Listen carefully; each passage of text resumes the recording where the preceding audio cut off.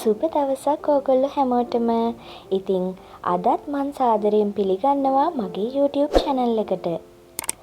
අද මම වීඩියෝ එකකින් මේ අරගෙන ආවේ මගේ චූටි රෝස මලව ගේන්න ගියපු ආසිරි හොස්පිටල් එකේ room tour එකක්.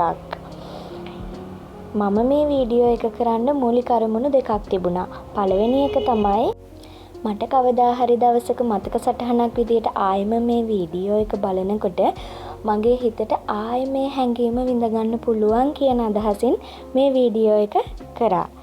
ඊළඟ එක තමයි මේ හොස්පිටල් එකට ඩිලිවරි එකක් වෙනුවෙන් යන්න ඉන්න අම්මලාට මොකක්ම හරි අදහසක් ගන්න වෙයි කියන අරමුණින් මේ වීඩියෝ එක කරා. ඉතින් මේ විදිහට තමයි මගේ ගමන ආරම්භ වුණේ.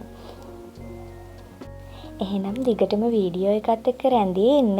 ආදරයෙන් ඉල්ලනවා subscribe නොකරලා ඉන්න මගේ යාළුවෝ සියලු දෙනාටම මගේ channel එක subscribe කරන්න කියලා. ඉතින් දිගටම මාත් එක්ක රැඳී ඉන්න. මම මේ දවස් ටිකේ මගේ අම්මලාගේ ගෙදර ඉඳන් තමයි ඩිලිවරි එකට හොස්පිටල් එකට මේ යන්නේ. මේ යන අතරමඟ ඉතින් කෑමට ගත්ත පොඩි වඩේ පැටිස් වගේ දේවල් ටිකක්. ඒ ටික තමයි මේ පෙන්නන්නේ.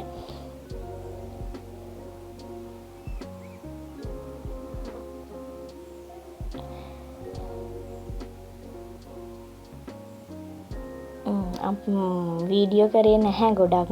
මේ හොස්පිටල් එකට ආවා. ඇවිල්ලා මේ තියෙන්නේ ඉස්සෙල්ලාම අපිට හොස්පිටල් එකට ඇතුල් වෙනකොටම හම්බ වෙන තැන. මේ තියෙන්නේ මට හම්බ වෙන රූම් එක.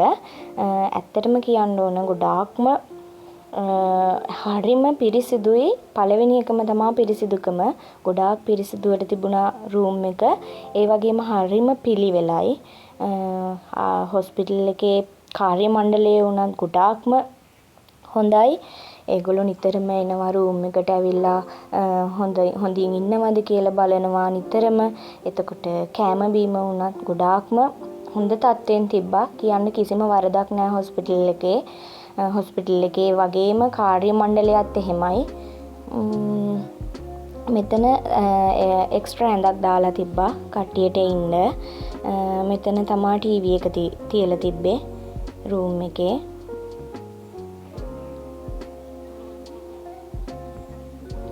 මේ තියෙන්නේ මගේ බෙඩ් එක.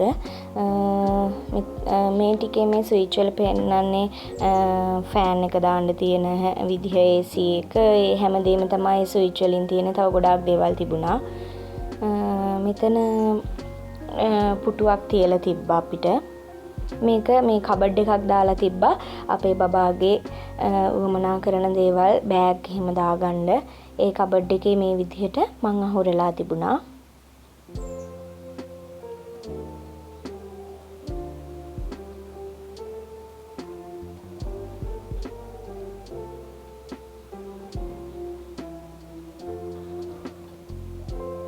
මෙතන තිබුණා මේ විදිහට අපිට පොඩි අත හොදන්න වගේ කෑම කනකොට අත හොදන්න වගේ ඇවිල්ලා ඒ පොඩි සිංක් එකක් දාලා ඒ විදිහට හදලා තිබුණා රූම් එකේම. මේ තියෙන්නේ දාන්න ඕනි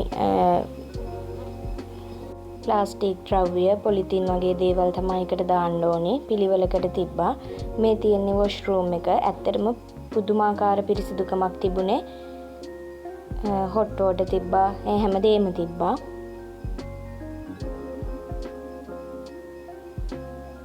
කියන්න කිසිම අඩුවක් නැහැ. හැමදේම ඒගොල්ලන් හරි ලස්සනට ලෑස්ති කරලා තිබුණා ආස හිතෙන විදිහට. මෙතන ටවල් එකක් අපිට දීලා තිබුණා. මේ අපි එනකොට රූම් එක තිබුණ විදිහ.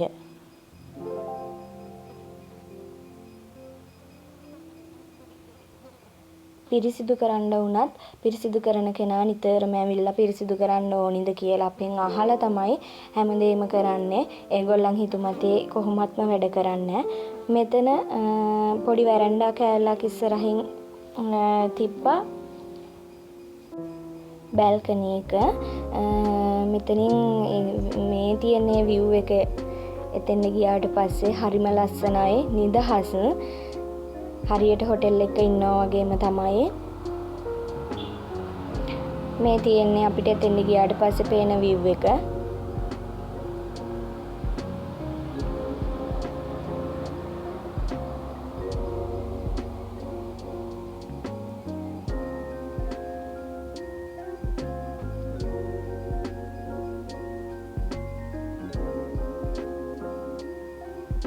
අද මම ගොඩාක් කතා කරන්නේ නෑ. ඔයගොල්ලන්ම බලන්න තව කෙනෙක්ට මේ අදහස යන්න ඉන්නවා නම් අදහසක් අයිඩියා එකක් ගන්න පුළුවන්.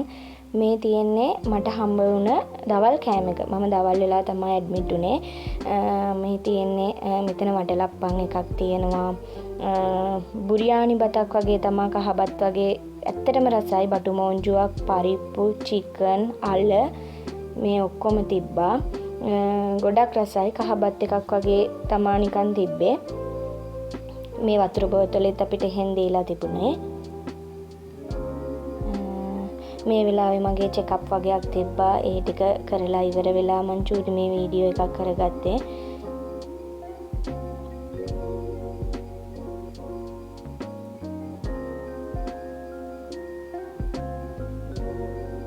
ඊළඟට මට හම්බ වුණා හවස තේ එක, කිරි එක, බනිස් එකත් එක්ක. මෙතනදිරි කරන්නේ මගේ චූටි බබාගේ හાર્ට් බීට් එක බලන එක. මේ කෑම එකත් මට හම්බුනේ බබා හම්බුණාට පස්සේ. මේක හවස හම්බ වුණ එක. පිරිසිදුයි කියන්න වචන නෑ. ඇත්තටම යන්න කෙනෙක් ඉන්නවා නම් මම රෙකමන්ඩ් කරනවා ආසිරි හොස්පිටල් එක. ඒක තමයි හොඳම හොස්පිටල් එක. ඔන්න ඉතින් මගේ රෝසමල්ල ගෙනාවා. ඉතින් ගිහින් එන්න.